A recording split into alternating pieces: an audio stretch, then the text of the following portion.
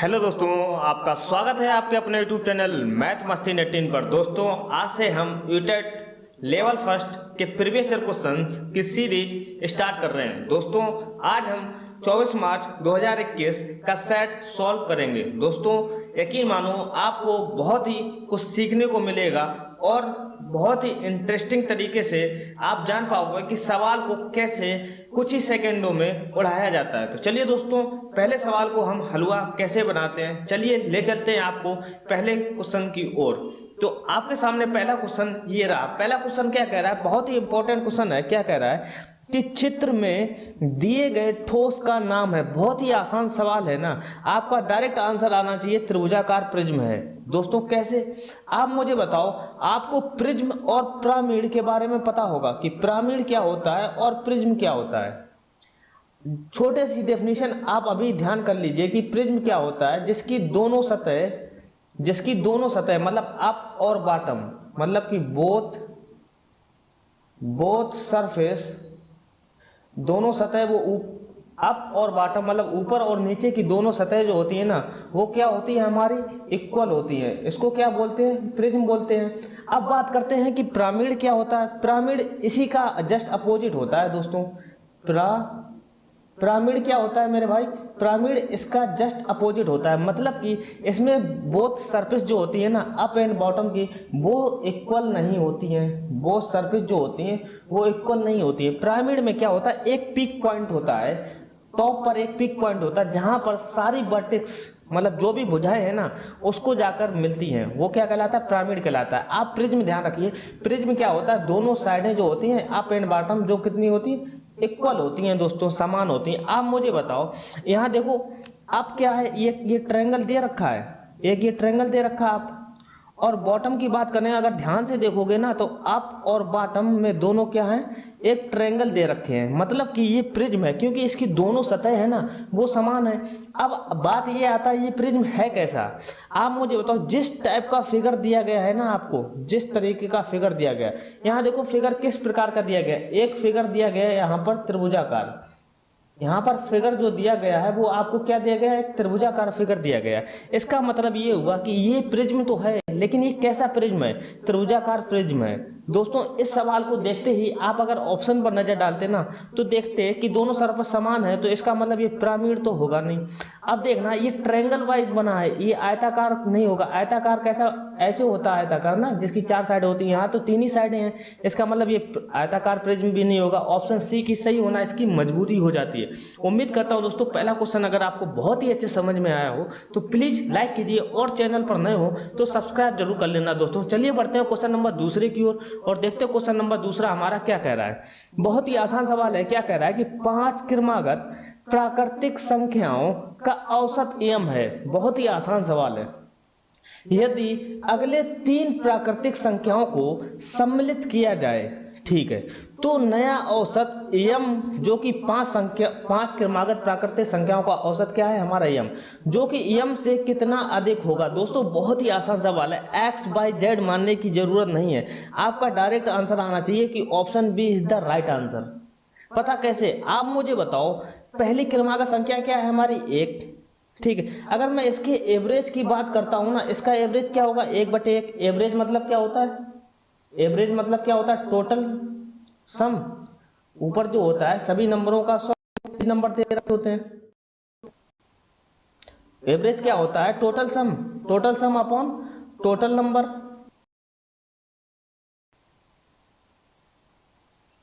Total sum upon total number होता है average, ये तो पता है। यहां देखो पहली संख्या का एवरेज कितना, सम एक ही होता है और नंबर क्या एक ही है। इसका मतलब पहली प्राकृतिक संख्या का एवरेज क्या होता है, 1। अगर मैं नेक्स्ट क्रमागत संख्या लेता हूं ना, 1 के बाद क्रमागत संख्या क्या आएगी, 2। आप मुझे बताओ इनका एवरेज क्या होगा। आप एवरेज निकालोगे कैसे करोगे, 1 + 2 और कितनी टोटल नंबर कितने हैं, 2। आप मुझे बताओ एवरेज कितना हो जाएगा, 3/2। 3/2 का मतलब 1.5। एवरेज हमारा 2, जब नेक्स्ट क्रमागत संख्या लिया तो एवरेज कितना हो गया, 1.5। अगर मैं अगली क्रमागत संख्या लेता हूं ना, अगली क्रमागत संख्या कितनी होती है, 3। क्रमागत मतलब क्या, सेम नंबर इंक्रीज होना चाहिए, 1 के बाद 2, 2 के बाद 3। अब देखना अगली क्रमांक संख्या लेता हूँ, प्राकृतिक संख्या। अब मुझे बताओ इसका एवरेज कितना हो जाएगा। आप एवरेज करोगे कितना हो जाएगा, टोटल नंबर का सम कितना, 1 + 2 + 3 अपॉन टोटल नंबर कितने हैं 3। अब जोड़ दो, 2 1 3 3 6।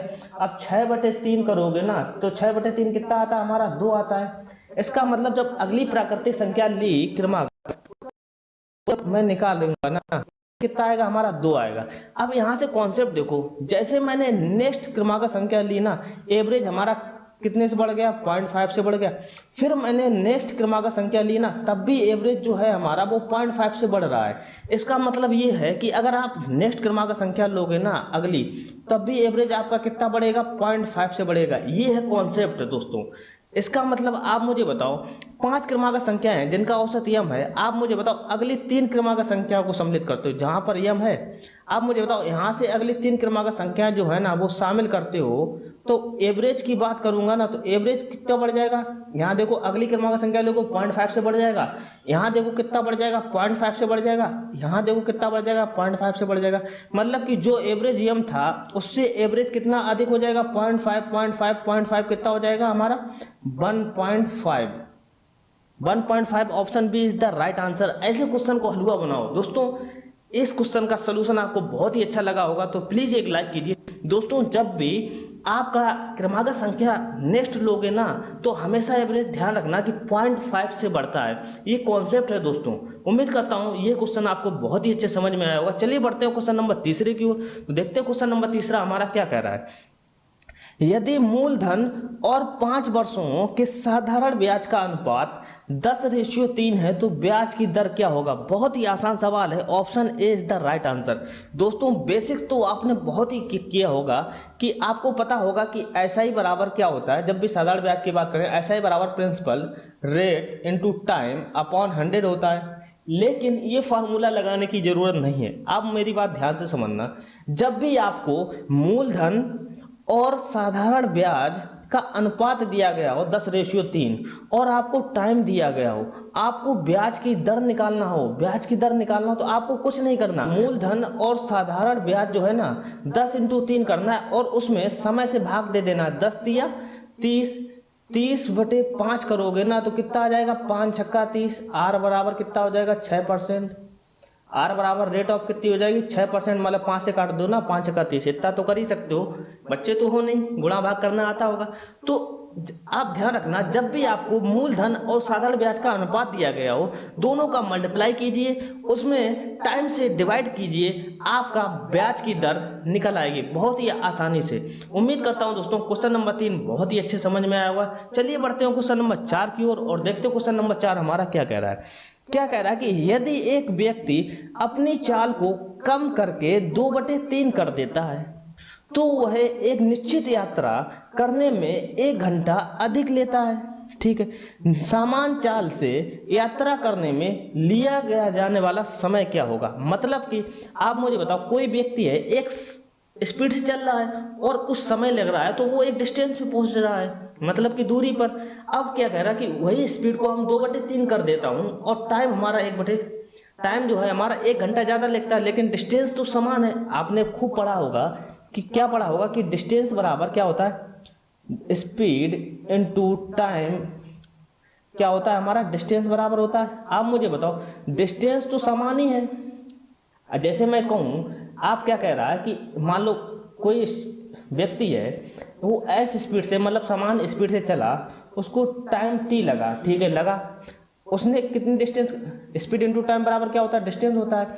लेकिन अब क्या कह रहा है कि यही डिस्टेंस को उसने क्या किया कि जो स्पीड थी ना उसको कम कर दिया। कितना कर दिया, स्पीड को 2/3s कर दिया। आप जाहिर सी बात है कि स्पीड कम होगी तो टाइम ज्यादा लगेगा अगर डिस्टेंस सेम है। अब क्या टाइम क्या हो रहा है हमारा, टाइम जो है ना वो 1 घंटे ज्यादा ले रहा है, मतलब t+1 ले रहा है। आप मुझे बताओ डिस्टेंस समान है तो क्या ये दो इक्वेशन समान नहीं होंगी, बिल्कुल समान होंगी। इसका मतलब ये हुआ कि स्पीड इनटू टाइम बराबर 2/3 as इनटू t+1 लिख सकते हैं। यहां से मुझे टाइम मिल जाएगा। वही पूछ रहा है समान चाल से लिया जाने वाला समय क्या होगा। समान चाल ऐसे मतलब कि t की वैल्यू पूछ रहा है। आप मुझे बताओ ऐसे एस खत्म। आप मुझे बताओ तीर को उधर भेज दोगे तो 3t हो जाएगा, 3t। अब 2 का इधर गुणा कर दो, 2 में t का गुणा करोगे, फिर 2 में 1 का गुणा करोगे, ये तो करना आते ही होगा। कितना हो जाएगा 2t प्लस 2। अब मुझे बताओ 2t इधर जाएगा तो कितना हो जाएगा t, 3 में से 2 गया तो 1t बचेगा। t बराबर कितना हो जाएगा 2 घंटे, क्योंकि ऑप्शन में सभी घंटे दे रखे हैं, मतलब क्या 2 घंटे हो जाएगा हमारा राइट आंसर। उम्मीद करता हूं दोस्तों क्वेश्चन नंबर 4 बहुत ही अच्छे समझ में आया होगा। चलिए बढ़ते हैं क्वेश्चन नंबर 5 की ओर और देखते हैं क्वेश्चन नंबर 5 हमारा क्या कह रहा है। क्या कह रहा है कि निम्नलिखित मापों में से कौन त्रिभुज का निर्माण कर सकता है। दोस्तों बहुत ही आसान सवाल है। आपसे ये 4 ऑप्शन दिए गए ना, 4 ऑप्शन में जो ना आप 3 ऑप्शन डायरेक्ट गलत कर सकते हो। कैसे? ऑप्शन ए गलत हो गया, ऑप्शन बी गलत हो गया, ऑप्शन सी गलत हो गया, ऑप्शन डी गलत हो गया। ऑप्शन बी की सही होना इसकी मजबूरी हो जाती है, क्योंकि मैंने 3 ऑप्शन गलत कर दिए। आप पता कैसे गलत कर दिए? आप मुझे बताओ, कोई भी त्रिभुज का निर्माण हो रहा है ना, उसकी प्रॉपर्टी अगर आपने ट्रायंगल पढ़ा है ना, उसकी प्रॉपर्टी आपने 100% पढ़ी होगी। जैसे मैं कहूँ कि त्रिभुज की भुजाएं 3 होती है ना, ए बी सी। आप देखना त्रिभुज का निर्माण अगर इन 3 भुजाओं से मिलकर हो रहा होगा ना, तो एक प्रॉपर्टी हमेशा ध्यान रखना, किन्हीं भी 2 भुजाओं का योग, मान लो किन्हीं भी 2 भुजाओं का योग a प्लस बी क्या होगा, तीसरी भुजा से हमेशा बड़ा होगा। ये प्रॉपर्टी ध्यान रखना, किन्हीं भी 2 भुजाओं का योग तीसरी भुजा से बड़ा होना चाहिए, तभी वो त्रिभुज का निर्माण कर सकती हैं मेरे दोस्तों। तो आप मुझे बताओ, ये प्रॉपर्टी अगर ध्यान है तो देखना कैसे उड़ जाएगा क्वेश्चन। आप मुझे बताओ, किन्हीं भी 2 भुजाओं का योग, मैं कह रहा हूं 2 3 5 ले लो, 5 क्या 6 से बड़ा है? मैंने बोला कि किन्हीं भी 2 भुजाओं का योग तीसरी भुजा से बड़ा होता है, बराबर भी नहीं होना चाहिए, ये ध्यान रखना। 2 3 5, 5 क्या 6 से बड़ा है? नहीं है, इसलिए ऑप्शन ए गलत हो गया। अब देखो 3 और 4 कितना होता है? 7, 7 तो बराबर होगा 7, ये बड़ा होना चाहिए, ऑप्शन सी भी गलत हो गया। 4 6 कितना होता है? 10, किन्हीं भी 2 भुजाओं का योग तीसरी भुजा जो 12 है ना, इससे बड़ा होना चाहिए। 10 क्या 12 से बड़ा होता है? नहीं होता है ना भाई। ऑप्शन डी भी गलत हो गया, तो ऑप्शन बी की सही होना इसकी मजबूरी हो जाती है। अगर आपको चेक करना है तो चेक कर लीजिए, इसमें चेक करने की जरूरत नहीं है। आप समय बर्बाद मत कीजिए, जब आपने 3 ऑप्शन गलत कर दिए हैं तो चौथे की सही होना इसकी मजबूरी हो जाती है। उम्मीद करता हूं दोस्तों क्वेश्चन नंबर 5 बहुत ही अच्छे समझ में आया होगा। चलिए बढ़ते हैं क्वेश्चन नंबर 6 की ओर। क्वेश्चन नंबर 6 क्या कह रहा है?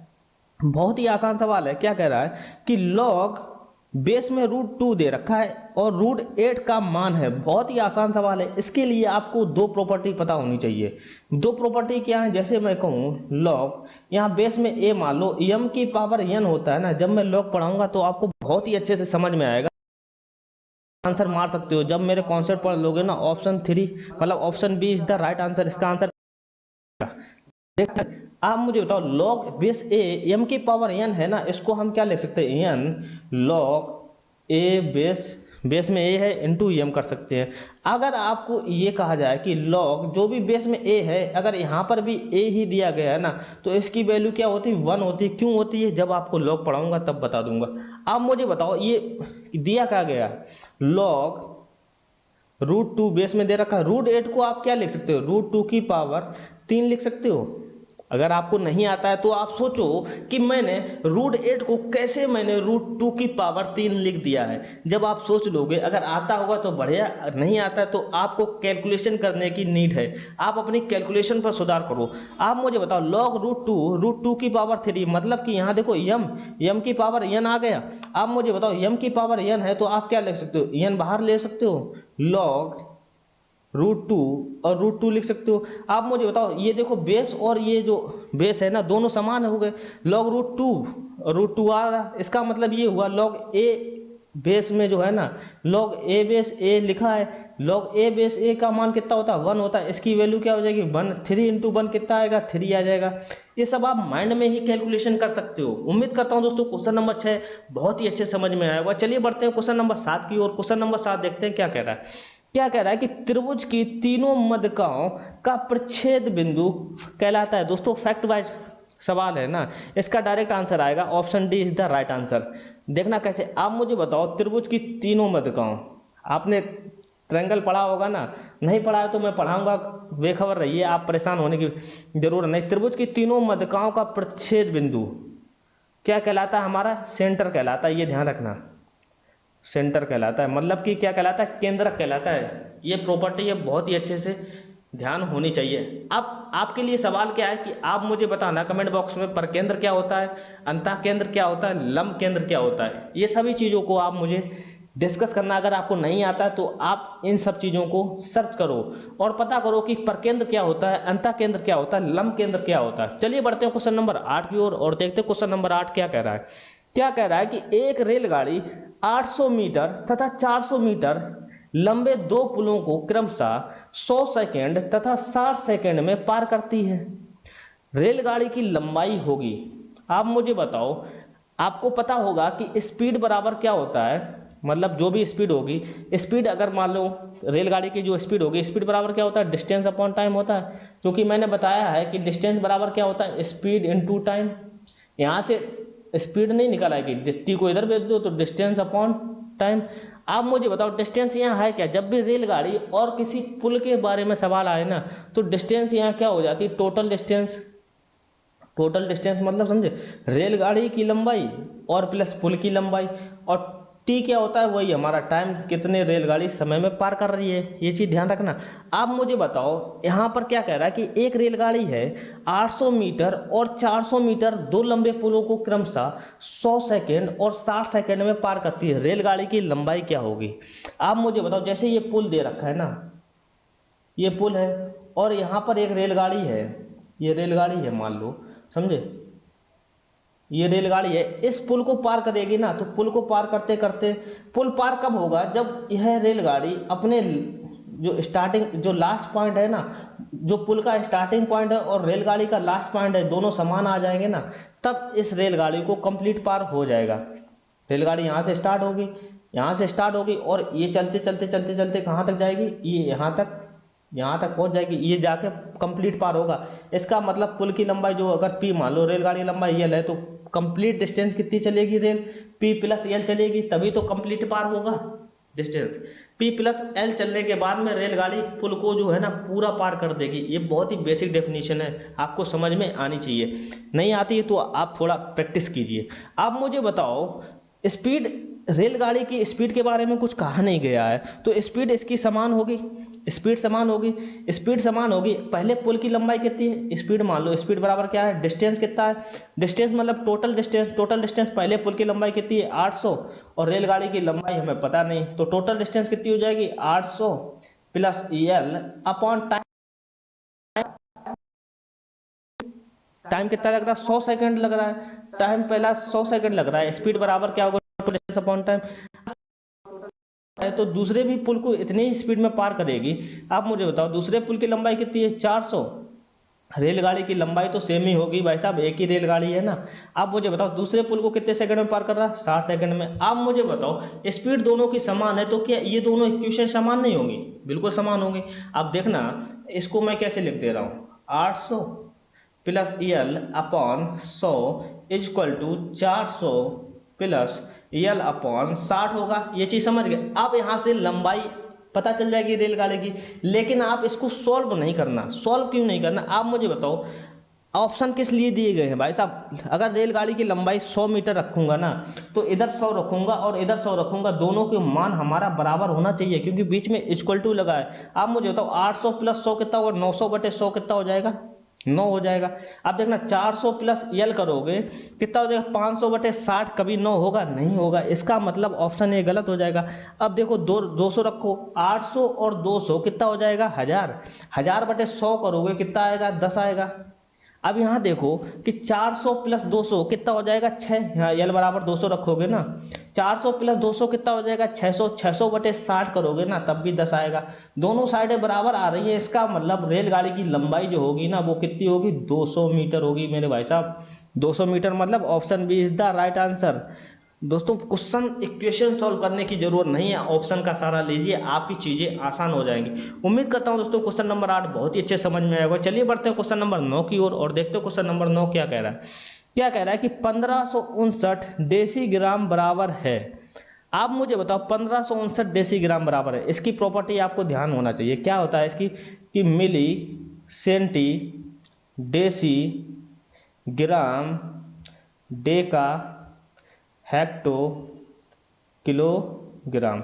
आप मुझे बताओ, ये ध्यान रखना, आप मुझे बताओ जब भी मिली सेंटी की ओर जाओगे ना मिली से सेंटी की ओर जाओगे तो इसमें 10 का गुणा करना पड़ेगा, हमेशा ध्यान रखना। सेंटी से डेसी में जाओगे तब भी 10 का गुणा करना पड़ेगा। आप किलोग्राम से हेक्टोग्राम में आओगे ना, उल्टा आओगे तो आपको 10 1/10 का गुणा करना पड़ेगा। ये चीज़ सब सीख गए।